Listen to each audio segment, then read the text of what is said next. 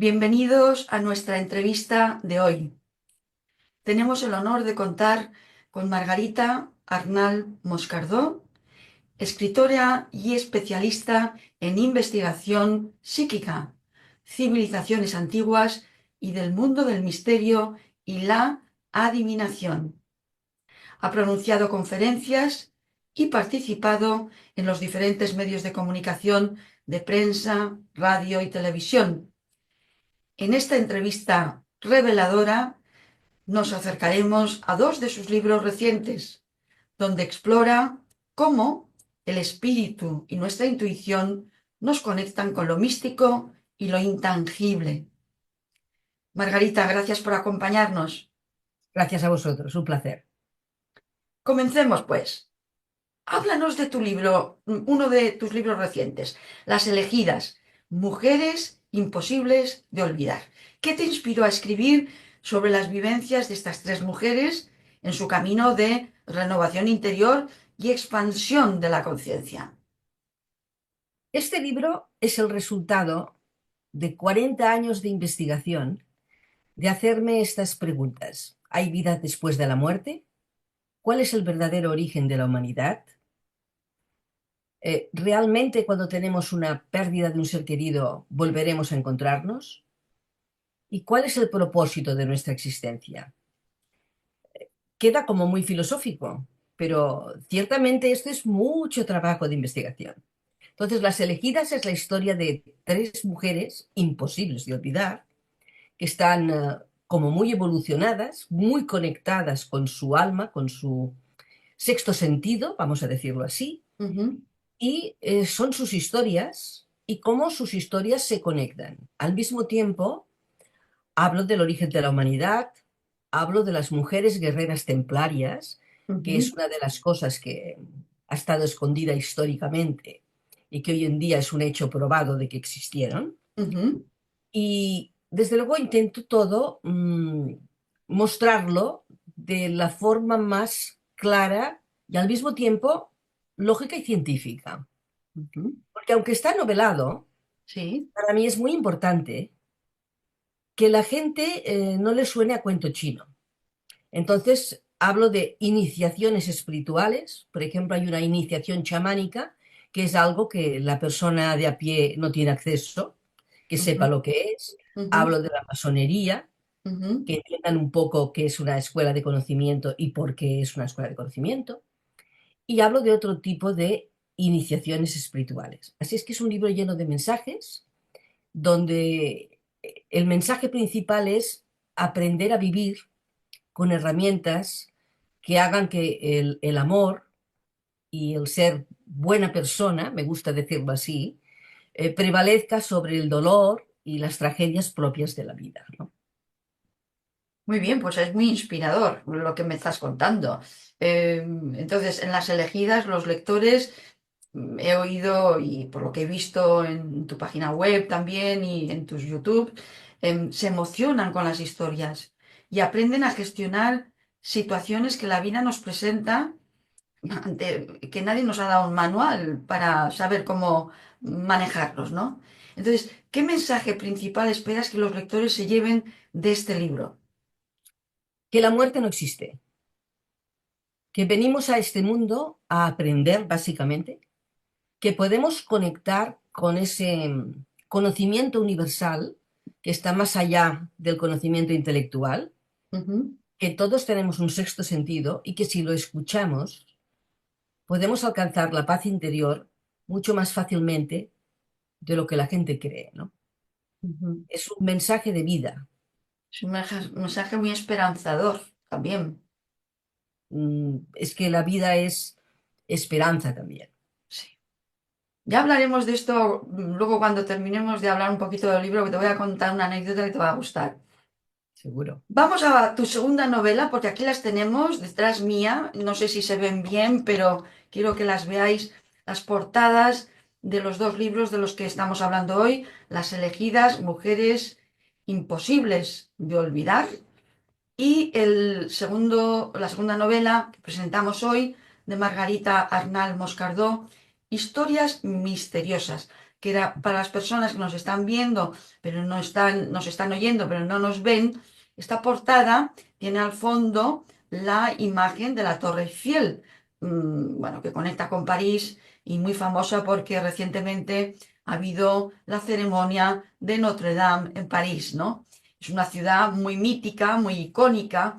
Y entonces, ¿qué nos puedes contar de historias misteriosas y por qué has elegido la imagen de la Torre Eiffel en este libro? Digamos que en cuanto a la imagen de la Torre Eiffel, aquí yo me he dado una pequeña licencia. Yo soy una fan de París total, me encanta, es una ciudad eh, que conozco igual que mi ciudad, Barcelona. Es decir, Fantástico. conozco todos los rincones, soy una fan, pero al mismo tiempo París tiene, así como Londres, Sí, tiene una neblina característica mucho, sí.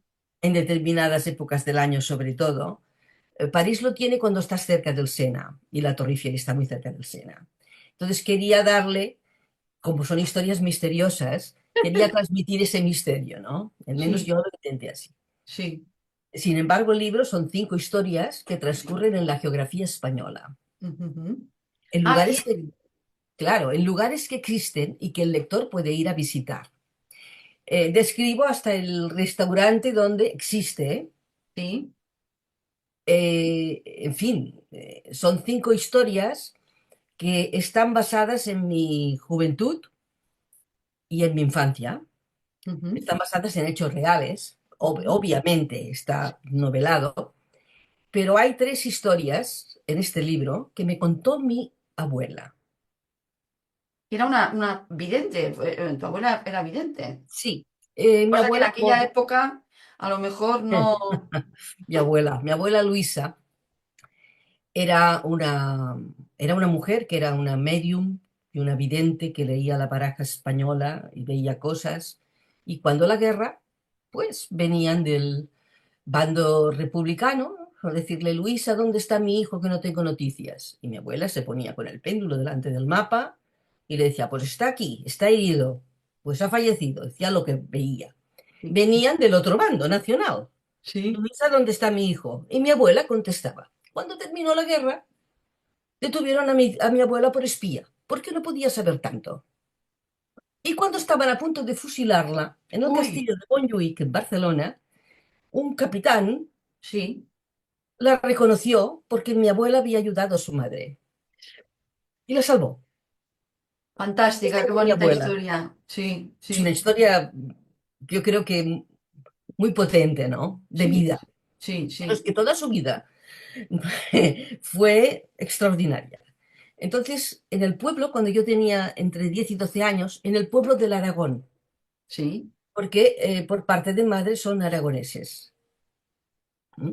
Igual Por que yo, cierto, Margarita, igual que yo. mira, pues de la provincia de Teruel. Mis abuelos por parte de madre aragoneses.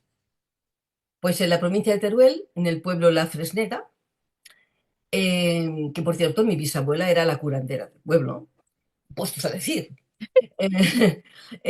Pues mi abuela Luisa, por la noche, mientras nos íbamos a dormir, dormíamos en la misma habitación, diferentes camas y demás, y la abuela contaba sus historias que eran de alivio. Y mis hermanas, tengo más hermanas, pues se tapaban la cabeza. Y yo no, yo estaba ávida que contar las historias. Pero hubo unas historias que me impactaron y que yo he Sí. querido compartir. Y he descrito lugares que, ya digo, existen de la geografía española y que son lugares muy emblemáticos. Por ejemplo, la Fresneda, provincia de Teruel, tiene las ondas telúricas, que es la energía de la Tierra, es el lugar de las ondas telúricas más alto de España. Esto ya le hace diferente y pertenecía a la Orden de Calatrava. Entonces tiene unos enclaves muy mágicos. Y sucedió algo en nuestra familia mágico que yo describo aquí y lo que pasó, tal como a mí me lo han contado. Sí. Y que no vamos a revelar porque no queremos destripar el libro. No, no. ¿Eh? Y luego también cuento una historia que, bueno, me sucedió a mí, que puede que la gente la crea o no, pero que hizo que yo me dedicara a todo lo que me dediqué. Tenía 25 años, subí a la montaña de Montserrat con un grupo de gente a mirar ovnis, porque había uno que decía allí que había luces, y me pasó una serie de cosas. Esa es otra historia. Y luego hay una que está novelada, que es la primera, bueno, que es un hombre que tiene un accidente y de repente recuerda que en su vida anterior era un perro. Y Caray. es la búsqueda de sus dueños porque lo abandonaron. Muy Ah, caray. interesante. Sí, sí, sí. Y ahí está, historias misteriosas. Bueno, misteriosas que conecta al lector con un saber ancestral, por lo que me estás diciendo, Por y que, supuesto, por y- supuesto. y que aún Donde la pervive en la magia memoria. está presente, ¿eh? La magia blanca y la no tan blanca. Sí, Está bien, todo presente bueno, allí. bueno, o sea que vamos a pasar un poco de nervios también leyendo según Sí, qué sí, cosas, sí. ¿no? Es un poco de thriller también, Un poco alguna. de thriller. ¿Cómo logras integrar estos elementos de tradición y conexión con el inconsciente colectivo de los que nos habló Jung en tus relatos? ¿Cómo consigues hacerlo? Porque es difícil cuando hablas con la autora, contigo, y te tenemos delante, es más fácil porque hay un lenguaje no verbal que te apoya, que te enfatizas con tu voz, las cosas que quieres remarcar. Pero en el libro, en los libros, en los relatos, es más difícil lograr integrar elementos de tradición y de conexión con el inconsciente. ¿Cómo has hecho para hacerlo de una manera que sea comprensible sin caer en la banalización que algunos hacen de estos temas? Bueno, desde luego, creo que he tenido la gran ventaja que vengo de una familia tradicional, respetuosa y nada asustadiza con todo lo que es fuera de lo normal, lo Sí. paranormal. Eso me ha dado la ventaja, entre comillas, de poder manejar estos temas, creo que en la medida adecuada, ¿no? Por un lado. Y por otro lado, yo siempre intento buscar un lenguaje que todo el mundo entienda, pero desde el respeto y desde la lógica científica. Es decir, no me gustan las tonterías. No, porque además tu conocimiento procede has utilizado herramientas científicas porque estudiaste en Hamburgo, que lo recordás, psicología, entonces tienes dos carreras y no, y claro, esa escuela, esas herramientas quedan ahí de por vida y quieres contrastar las informaciones, te dotas de documentación y investigas los temas. Entonces eres muy rigurosa. Yo te conozco desde hace muchos años y eres muy rigurosa en los planteamientos que haces, ¿no? Pero claro, trasladarlo a los libros ha debido costarte lo tuyo, ¿no? No ha debido ser tarea fácil. Bueno, mi primera novela, como novela, porque siempre había escrito ensayos, Sí, sí, fueron, sí, sí, fueron las elegidas. sí. Me costó 10 años escribirlo. 10 años, y una vez lo terminé, lo menos lo pulí unas 20 veces. Lo Claro. di a leer, seguí consejos, rectifiqué, porque siempre me gusta trabajar desde la humildad, quiero Sí. decir que era mi primera novela. Y así como historias misteriosas me fue mucho más fácil, Ujú, las elegidas me costó mucho. ujú. Bueno, supongo que es verdad, pasar en palabras todo el conocimiento y transmitirlo de una manera que los demás también lo puedan entender, pues tuvo su proceso. Pero ahí está. Claro, y sobre todo hacerlo de una forma que no se simplifique en exceso, que sea fácil de entender al mismo tiempo. Sí. Bueno, pues lo dejamos ahí para que las personas que lo lean se animen a interesarse por el libro. Pero te quiero comentar otra cosa, porque yo cuando conecté contigo por primera vez fue porque me atrajo el hecho de que escribiste un libro que se llamaba El Tarot Egipcio, que fue un bestseller. ¿Tú te Sigue esperabas siéndolo. el éxito de este libro y cuáles fueron las claves que hicieron de este libro tener tanto éxito? Vamos a ver. El tarot egipcio yo lo escribí cuando tenía 25 años. tengo 63. Recuerdo que cuando terminé el libro, un editor, la editorial Cárcamo, que ya no existe, pero el dueño de Cárcamo me dijo, yo te lo publicaría ahora mismo, pero claro, a este libro le faltan las cartas. Y le dije, bueno, pues las voy a hacer. Y me miró como en decir, está loca. Hice las cartas, me ayudó mi tío, un gran pintor. O sea, yo hice la creación y él puso la mano, Sí, sí, lógicamente. sí, sí, sí. Fue un proceso largo, pero las cartas actualmente están en el Museo de Naipes de Stuttgart, de Alemania, consideradas piezas únicas. Fantástico. Luego nos hablarás de tu conexión con Alemania, que veo que vuelve a salir, ¿eh? Y bueno, y son unas cartas que fueron felicitadas por el gobierno egipcio. Lo que yo hice, porque estaba investigando, y siempre ya en la juventud, la simbología para mí siempre fue atrapante, ¿no? Porque la gente cuando ve la televisión y ve un niño que pasa hambre, siente dolor y rechazo, claro. Porque cuando miras una simbología antigua, la que sea, eso también te impacta en tu cerebro. ¿Qué pasaba allí? ¿Cuál era el mecanismo? Entonces busqué los orígenes del tarot y contra todo lo que escribían descubrí que el tarot venía de Egipto, que lo había hecho el dios Tot cuando escribió el libro de las 78 láminas de oro. El Ujú, tarot tiene 78 cartas.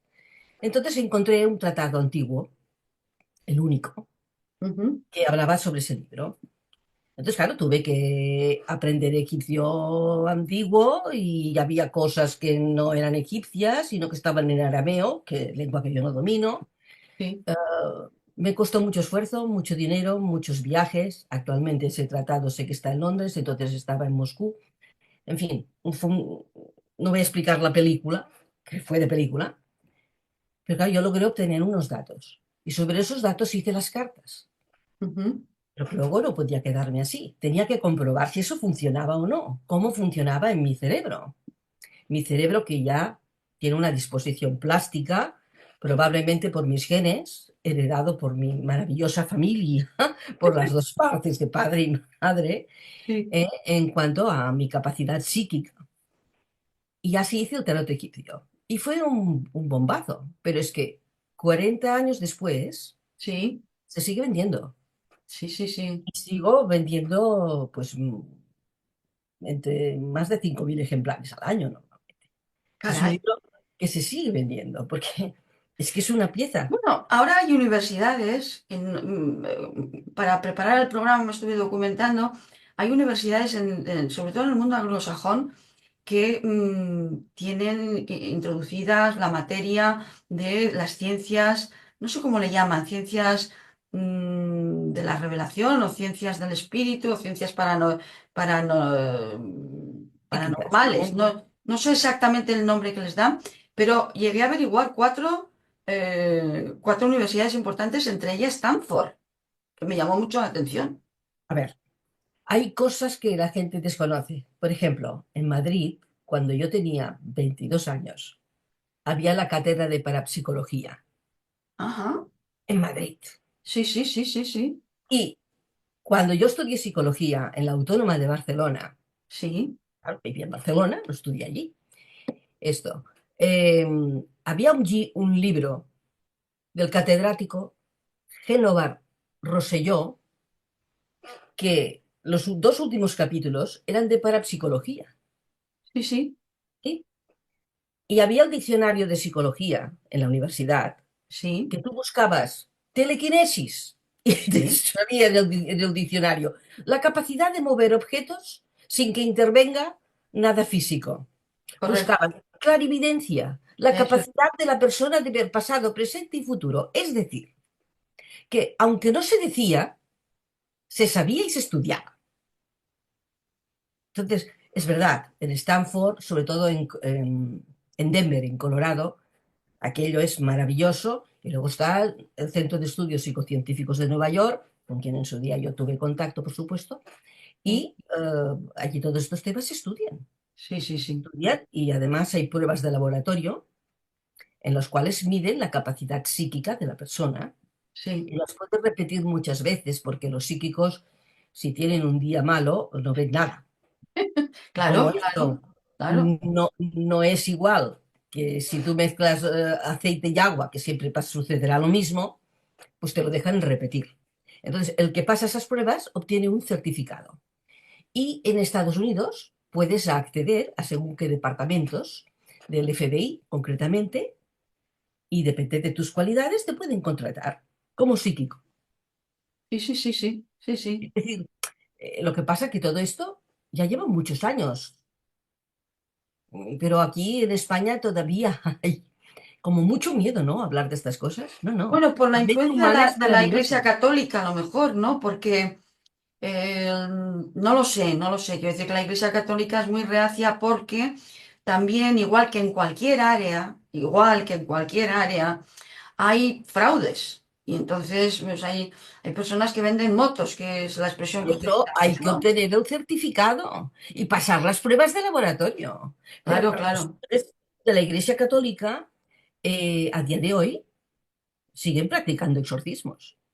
Sí, es lo que me sorprendía, porque la Iglesia Católica a veces no traslada un mensaje muy claro con respecto a la parapsicología, a las prácticas parapsicológicas, porque, oye, en la Biblia hemos estudiado el don de lenguas que tenían los profetas, digo, los apóstoles, como hay especialistas en exorcismos, entonces hay intangibles, conexiones de un mundo que desconocemos y que no podemos reproducir en laboratorio, que sin embargo la Iglesia Católica no ha renunciado a estudiar ni a tratar, y sin embargo, cuando traslada un mensaje a la feligresía, pues es muy asustadizo lo que has dicho. En España es un tema, sigue siendo un tema casi secreto.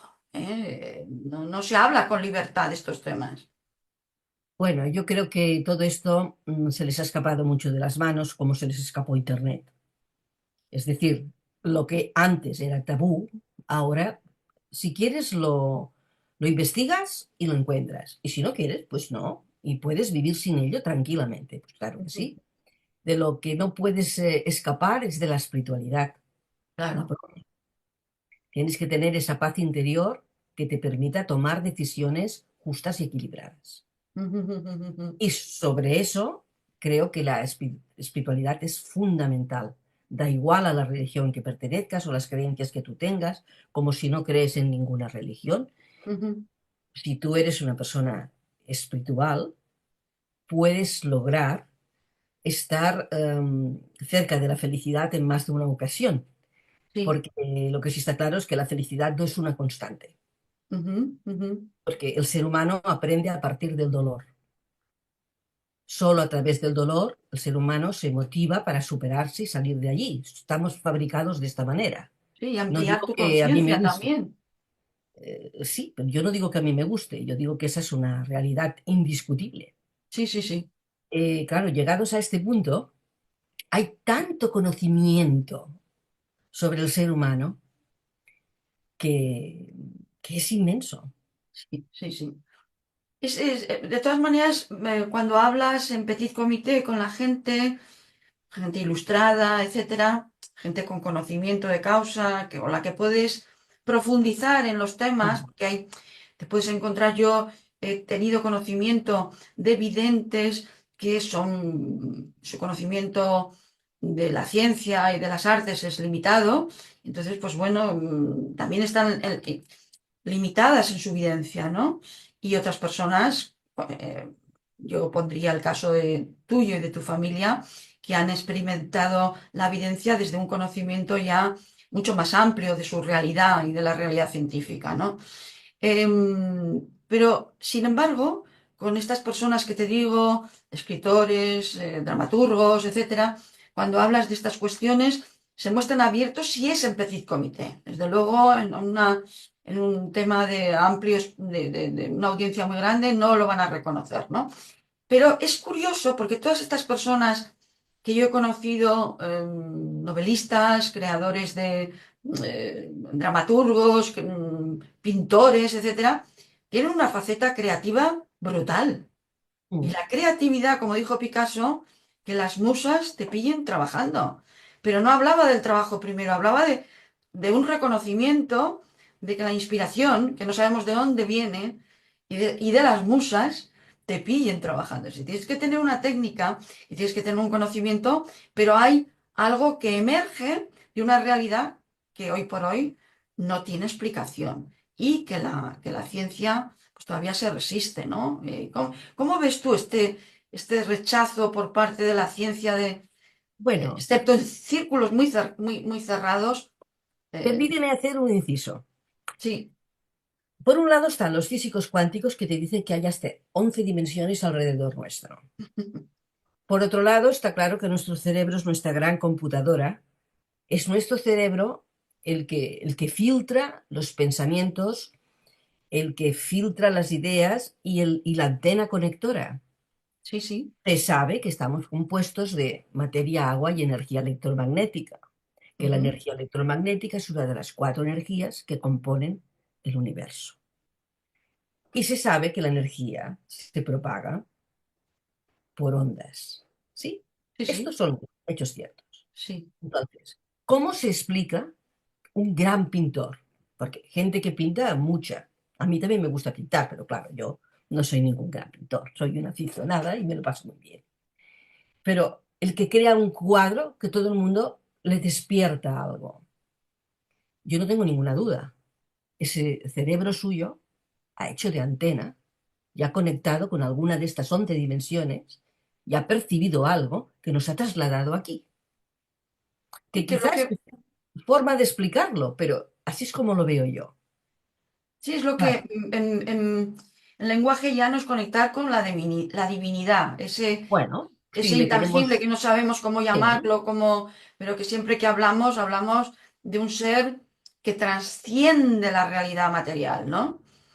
claro, si a eso le queremos llamar universo, le queremos llamar Dios, tanto da, pero se produce una conexión y allí se produce la transformación en la materia, que es donde estamos. Claro, Ujú. ahora coges a todos esos señores del sillón que ocupan cátedras, que yo no tengo nada en contra de la edad avanzada, No, porque yo ojalá alcance una edad más avanzada que la que tengo. Pero bueno, ya no soy una jovencita, por tanto, no tengo nada, pero claro, si tú no quieres soltar el sillón, sigues viendo solo lo que hay a tu alrededor. Y si estás o te mueves en una sociedad que no maneja muy bien Internet, digamos, de alguna manera, sí, claro, tienes una pose hipócrita, porque parece que mandan más los señores del sillón. ¿Eh? Todavía están explicando en la facultad que las primeras civilizaciones vinieron del Tigris y el Éufrates, ¿no? Los sumerios y los egipcios. Mentira, sí, porque se han encontrado las ruinas de Göbekli Tepe, que están en Turquía, que tienen más de 11.500 años, y que aquello es una pasada arquitectónica. Entonces, pero en cambio lo siguen explicando en la facultad. Mal, mal, lo hacéis mal. Eso ya está caducado. Pero ujú. claro, el proceso entre que lo caducado y lo que está pasando ahora se actualiza, yo creo que ahí tenemos pues eso que se tiene que filtrar y la gente debería actualizarse más rápidamente. Pues sí, porque posibilidades de conectar con el conocimiento hoy tienen y la gente no es tonta y sabe cuando alguien le está diciendo algo que le construye y le ayuda a crecer y cuando le están diciendo paparruchadas, ¿no? Pero ¿por qué crees que, a pesar de que los del sillón siguen reticentes a quitarse la máscara y el sombrero de sillonero, ¿por qué crees que el ser humano ha recurrido en todas las civilizaciones a la búsqueda del misterio? A ver, yo creo que el ser humano es por naturaleza curioso y que el que pierde ese miedo inicial, la curiosidad le puede y eso te trae a un conocimiento nuevo. Creo que el no querer admitir las cosas que se encuentran como nuevas es porque tienen miedo. Miedo a lo nuevo, a todo lo que puede representar, a hacer un cambio de paradigma y sobre todo a un enfoque de lo que es la vida. Porque si realmente es verdad lo que dicen los físicos cuánticos, y es que nuestra alma no muere, sino que se traslada a una de estas dimensiones y que seguimos existiendo, bueno, yo creo que el paradigma de la muerte cambia mucho. Y si además vamos a suponer, porque sobre esto tengo el 80% de pruebas, me falta un 20%, que la reencarnación existe, aún no tengo el 100, ¿eh? Tengo el 80%. Ya, ya, ya. Si eso realmente es así, bueno, no importa que en una vida haya cosas que tú no hayas podido vivir porque habrá otras oportunidades. Efectivamente. Cambia todo. Claro, yo creo que la humanidad en general, que vivimos en un planeta maravilloso donde el ser humano es capaz de morir por un ideal o montar una guerra con los vecinos por un trozo de tierra, pues claro, eso nos demuestra que hay diferentes grados de evolución. Como dicen en masonería, diferentes grados y calidades. Efectivamente. Y además de la masonería, en todas las religiones se habla de la purificación, de esa asignatura pendiente que tenemos todos los humanos, de intentar purificarnos y mejorarnos, que se nos han dado unas herramientas que son espirituales y que tenemos que saber aprender a utilizarlas y crecer con ellas, ¿no? Sí, Entonces, yo soy partidaria, y perdona que te interrumpa, pero creo que para el que escucha es importante sí, que, que sigas el camino solo, que no pertenezcas a ninguna organización, que nadie te diga lo que tienes que hacer, ni lo que tienes que pensar, que aprendas de diferentes lugares, de diferentes personas, que hay gente evolucionada que sabe mucho. Que está muy bien que conozcas estas organizaciones secretas, discretas, está muy bien, porque si no las conoces no puedes opinar sobre ellas. Pero al final, pertenecer a un lugar donde haya alguien que se elija como jefe y que te diga, tú aquí, tú allí, tú allá, esto no tiene que ver con la espiritualidad. Esto es un no. sistema jerárquico que cada vez está más caducado. Y perdona la interrupción, ¿eh? Pero creo No, que era no, importante. no, si la entrevistada eres tú, Margarita, lo que pasa es que me resultas tan inspiradora que a veces se me olvida mi papel de entrevistadora, pero te quería hacer un comentario porque estábamos hablando de la ciencia, la creación, ese intangible que conecta con el espíritu, ¿no? Y, mm, y bueno, que la ciencia se basa en la observación, como hemos estado hablando, y la experimentación y la evidencia empírica. Y sin embargo, hay intangibles que se basan en la interpretación de señales y símbolos y no siempre pueden ser verificados científicamente. Y ahí entra la creatividad, que nunca podemos ponerle, atrapar. ¿De dónde viene esa creatividad? ¿De dónde viene ese espíritu que nos ilumina o que tenemos una impresión, una impronta en un momento determinado de querer hacer algo creativo? Pues con respecto a esto, te voy a dar un dato que a lo mejor ya lo conoces y te hablaría de esta aproximación que se está haciendo a la creatividad, a este mundo del intangible, por parte de un centro icónico como es el CERN, que es el Centro Sí, Europeo para la Investigación sí, Nuclear, sí, y sí, que han sí, sí. incorporado recientemente a creadores y artistas en su programa que se llama Arts, de arte, Arts at CERN, arte en el CERN. Y este programa, curiosamente, busca fomentar el diálogo entre el arte y la ciencia, permitiendo a los artistas experimentar de primera mano el entorno de investigación del CERN y colaborar con científicos en proyectos creativos, porque los científicos a veces se atascan y entran en bucle y no pueden prosperar en un determinado línea de investigación, ¿no?